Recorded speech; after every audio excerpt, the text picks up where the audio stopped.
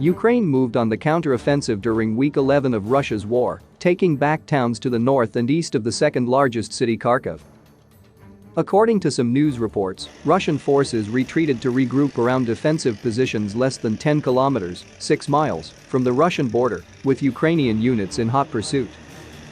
This Ukrainian operation is developing into a successful, broader counteroffensive, as opposed to the more localized counterattacks that Ukrainian forces have conducted throughout the war to secure key terrain and disrupt Russian offensive operations, said the Institute for the Study of War.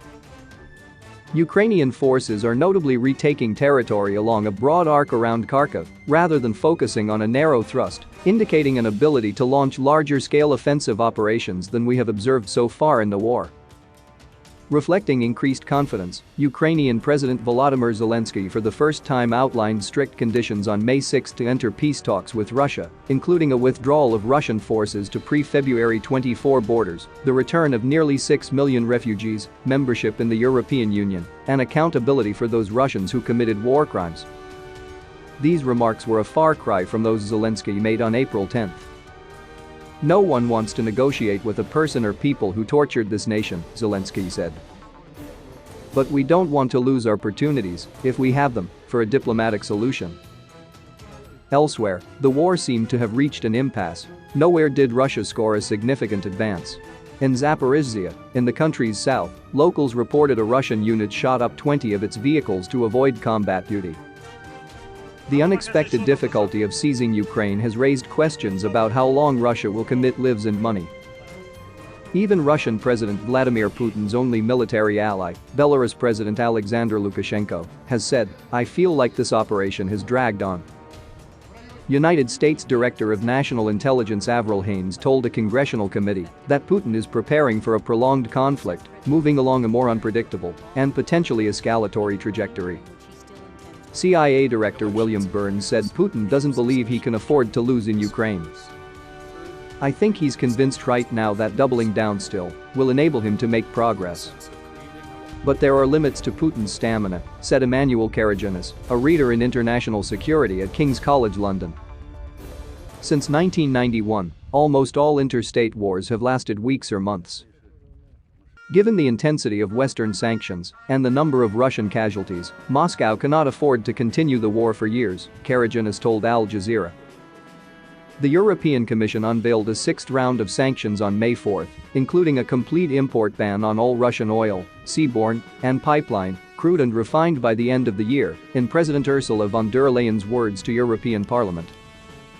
The U.S. House of Representatives is preparing to approve a new $40 billion package of military and humanitarian assistance to Ukraine. Western military support for Ukraine has been a game-changing factor, which Moscow apparently did not anticipate in its strategy. The Russian army was ill-prepared for such a long campaign and now suffers massive losses, Karagiannis said. The only good news for Russia during the week was that its forces finally began to storm the tunnels under the Azovstal metallurgical plant in Mariupol, where at least 1,000 Ukrainian fighters refused to surrender. Russia has bombed the plant from the air and ground artillery, but had not risked the potentially high casualties of close-quarters combat. On May 5, Captain Sviatoslav Palamar, deputy commander of the Azov regiment, told the Romansk news service, "The Azovstal plant has been actively stormed for 3 days now, fighting is underway." He sent a message via telegram saying, "Give the opportunity to pick up the bodies of soldiers so that Ukrainians can say goodbye to their heroes." The head of the Mariupol Patrol Police, Mikhailo Vershinin, said the defenders' perimeter was shrinking and the wounded were piling up. On May 8, Palamar implied defeat may come soon. "We will continue to fight as long as we are alive to repel the Russian occupiers," he told an online conference. "We don't have much time. We are coming under intense shelling." The battle for Mariupol has become emblematic of Ukraine's spirit. Removing the last pocket of resistance would be a symbolic victory for Putin, as well as enabling him to claim the entire littoral of the Sea of Azov. If Mariupol falls, Odessa will be Ukraine's last major port on the Black Sea.